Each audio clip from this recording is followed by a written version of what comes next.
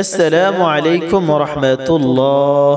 যদি স্বামী স্ত্রী পরস্পরের মধ্যে মিল মোহাব্বত না থাকে, একজন আরেকজনের সাথে মিলে না, একে অপরের সাথে বনে না, কথায় কথায় মারামারি কাটাকাটি চলে, একজন আরেকজনের প্রতি বিদ্বেষ ভাব রাখে, তাদের জন্য আজ 3টি ওয়াজিফা আলোচনা করব। যদি এই ওয়াজিফাগুলি করেন তাহলে ইনশাআল্লাহ স্বামী স্ত্রী একে অপরের প্রতি মিল মোহাব্বত তৈরি হবে এবং পরস্পর হিংসা বিদ্বেষ দূর হয়ে যাবে।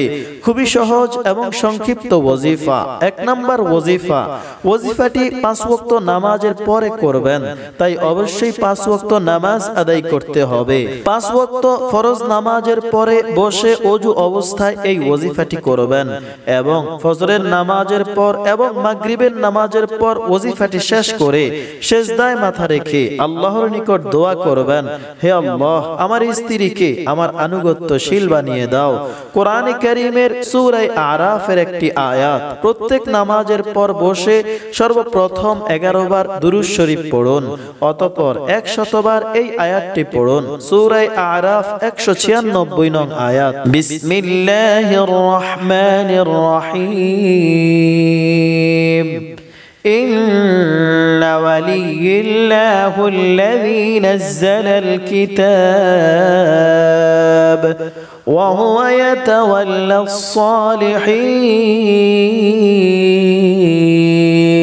100 বার এই আয়াতটি পড়ে শেষে আবার 11 বার দুরূদ শরীফ পড়ুন।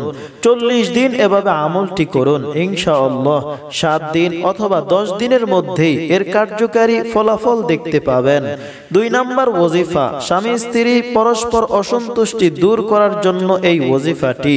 যদি কোনো স্ত্রীর স্বামী তার প্রতি অসন্তুষ্ট থাকে, যদি স্ত্রীর প্রতি খেয়াল না করে, স্ত্রীর প্রতি ভালোবাসা মিল মোহাব্বত না থাকে, তাহলে স্ত্রী ছোট্ট এই সূরার আমলটি করুন। প্রত্যেক দিন ফজরের নামাজের পর 100 বার সূরা ইখলাস, কুল হুয়াল্লাহ সূরা পড়ুন এবং সন্ধ্যায় 100 বার সূরা ইখলাস পড়ুন।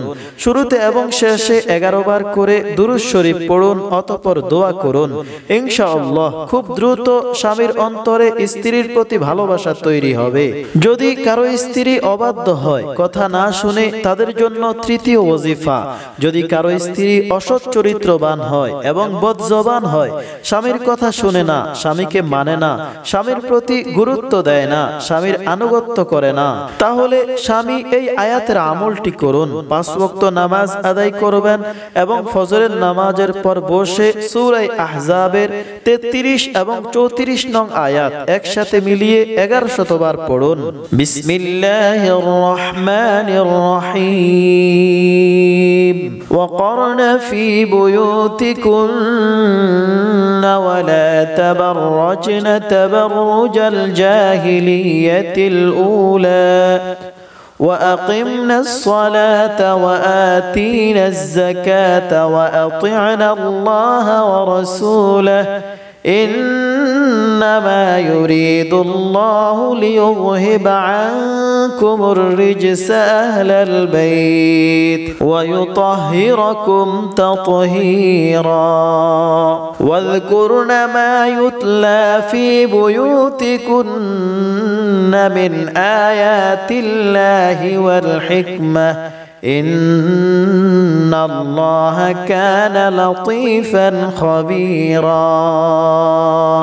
শুরুতে এবং শেষে 11 বার করে দুরূদ শরীফ পড়ুন, অতঃপর দোয়া করুন, আল্লাহ যেন আপনার স্ত্রীকে সচ্চরিত্রবান বানিয়ে দেন। কিছুদিন এভাবে আমলটি করুন, ইনশাআল্লাহ স্ত্রী চরিত্রবান হয়ে যাবে, বদজবানি দূর হয়ে যাবে, স্বামীর আনুগত্যশীল হয়ে যাবে।